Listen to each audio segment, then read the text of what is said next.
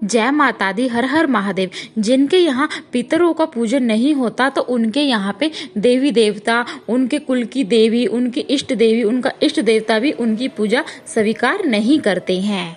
इसमें आप लोगों को सावधान रहना चाहिए। जैसे कि जो पितर पक्ष का समय होता है, काफी लोग तो इसको बड़े अच्छे से करते हैं और काफी लोग इसे नहीं करते हैं। वो कहते हैं कुछ नहीं होता, ऐसे नहीं होता, हमारे घर में तो भरपूर आनंद है, ये है वो है, तो वो पितर पक्ष की पूजा को अच्छे से नहीं करते हैं। देखिए ऐसा नहीं है। पितर पक्ष में हमें 14 अक्टूबर तक पितर पक्ष है, तो इसमें हमें अपने पितरों के लिए श्राद्ध निकालना चाहिए। अगर आप मतलब कि हर रोज उनकी तिथि पे नहीं निकालते हैं तो आप अमावस्या पर ही निकाल दीजिए, पर अपने पितरों के लिए आपको श्राद्ध जरूर निकालना है, क्योंकि इसका हमें पता नहीं चलता कब हमें इसका क्या फल मिल जाए और क्या इसका हमें गलत परिणाम मिल जाए कि जो लोग कहते हैं कि हम नहीं करते। हमें अपने पितरों के लिए श्राद्ध तर्पण जरूर करना चाहिए।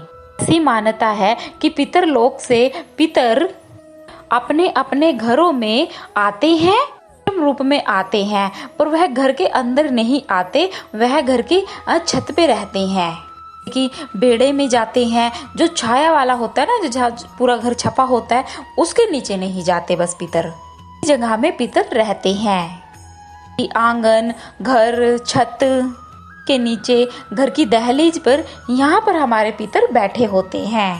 साल भर की ऊर्जा ग्रहण करते हैं इन 16 दिनों में जो उनके पुत्र हैं, उनकी पुत्र वधू है, पोते हैं, पोते की बहुएं हैं, है ना, उनके जो नान्य अमल की भांजा भांजी हैं, धोता धोती हैं, नहीं है तो जैसे कि उनकी पत्नी है, जो पत्नी नहीं है तो जैसे उनके पति हैं, वह यही अपेक्षा करते हैं का मनपसंद भोजन वह जल जो वह ग्रहण करते हैं इन 16 दिनों में, जैसे साल भर तक तृप्त रहते हैं। आपको अपने पितरों का तर्पण कैसे करना है, जैसे कि आप जौ रखें, अक्षत रखें, है ना, काले तिल रखें और कुसा रखें। अगर कुसा आपको नहीं मिल रही है तो आप दुर्बा मंगवा लें, पर इन सब से ही आपको अपने पितरों का तर्पण करना चाहिए। आटा मंगवा ले, जैसे कि पिंडदान वगैरह करना है तो आपको जौ के आटे से ही वो पिंडदान करना है। आपको जरूर रखना है, जैसे कि जौ के आटे का आटा गूंथ के उसका पेड़ा बनाकर उस पे शहद लगाकर आप उसको गाय को खिलाएं। इसको बोलते हैं पिंडदान। के पितरों को बहुत बड़ी तृप्ति मिलती है। आपको अपना गोत्र बोलकर पितरों का नाम क्या है बोलते हुए आपको गाय को खिला देना चाहिए। बड़ा बेटा हो चाहे छोटा बेटा हो, चाहे बीच का बेटा हो, चाहे एक ही बेटा हो, पिंडदान सभी को करना चाहिए। अगर आप लोग अलग अलग जगह पे रहने लग गए हैं, अलग अलग आपका घर का रसोई हो गया है, तो आपको सबको अलग अलग ही अपने घर के पितरों के लिए भोजन बनाना चाहिए। घर के पितरों के लिए अलग अलग पिंडदान तर्पण दान करना चाहिए, क्योंकि आपके घर की रसोई अलग हो चुकी है। 15 दिनों की श्राद्ध पक्ष की जो ये तिथियां होती हैं से लेकर अमावस्या तक, एकम दुक्कम में जिस भी घर के जैसे जो पितर का स्वर्गवास हुआ है या किसी पूर्वज का वो यहाँ से छोड़कर गए हैं, तो आपको ध्यान रखना चाहिए कि मृत्यु हुई, क्योंकि उसी से ही पता लगता है कि हाँ इसका श्राद्ध किस दिन का बैठेगा, किस तिथि का श्राद्ध बैठेगा। एकम का बैठेगा, दुक्कम का बैठेगा, चौदस का बैठेगा, एकादशी का बैठेगा, ऐसे ही साल भूल जाते हैं काफी लोग, तो इनको डायरी में नोट करके रखना चाहिए। जैसे कि आजकल की बहुएं हैं, उनको अपनी सास से या अपने घर के किसी भी बड़े से पूछकर डायरी में लिखकर ध्यान रखना चाहिए। अमावस्या पे जाने का, अनजाने का, भूल चूक का सबका पिंडदान अमावस्या पर हो जाता है। विवाहित है जिनकी मृत्यु हो चुकी है, उनका श्राद्ध होता है ना, वह पंचमी तिथि पर होता है। कब हुई है उसकी तिथि के हिसाब से नहीं होता, बस उनका श्राद्ध पंचमी तिथि पर ही होता है। दुर्घटना से मृत्यु हुई है या किसी भी कारणवश मृत्यु हुई है, या किसी ने किसी को जैसे कि मारा है, जो तिथि है वो निश्चित की गई है कि उनकी चतुर्थी पर ही श्राद्ध की तिथि है। प्रकार पर अविधवा स्त्रियां, उनकी औरतों की मृत्यु हुई होती है, जो सुहागन होती हैं, उनका श्राद्ध 9वीं तिथि पर ही होता है, विशेष दिन होता है। जैसे कि जो विधवा स्त्री है वह गई है तो उनका तो तिथि के हिसाब से ही करें, जिस तिथि पर वो गई है।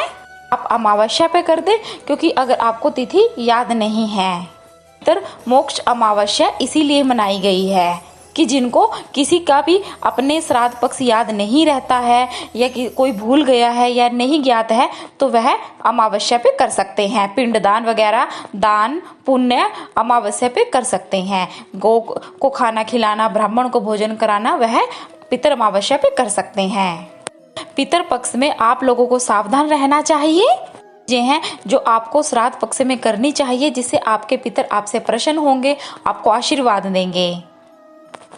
अपने हिंदू धर्म में सभी के घर में तुलसी होती है, सभी के घर में तुलसी होनी भी चाहिए। जिनके घर में आंगन में तुलसी है वो आंगन में, जिनके घर छत पर है छत पर, जिनके यहाँ बालकनी में रखी है वह बालकनी में रखे, पर तुलसी हर किसी के घर में होनी चाहिए। तुलसी के सामने शाम के समय यानी कि संध्या काल में तो तुलसी पे एक दीपक आपको तिल के तेल का एक बाती वाला जरूर जलाना चाहिए। जैसे कि हम देवताओं के लिए मतलब कि 2 बाती का जलाते हैं, पर पितरों के लिए हमें 1 बाती का दीपक जलाना चाहिए। दक्षिण की तरफ होनी चाहिए। के नाम से तुलसी मैया के नीचे आपको यह दीपक जलाना चाहिए। के आसपास पीपल हो तो आप पीपल पे रख दें। समय आपको बोलना चाहिए, हे मेरे पितर देवताओं, आप इस दीपक को ग्रहण करो, ये आपके लिए मैंने तिल के तेल का दीपक जलाया है।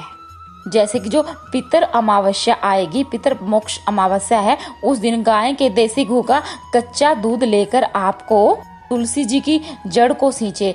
खाली पूरा दूध होना चाहिए, इसमें पानी नहीं होना चाहिए।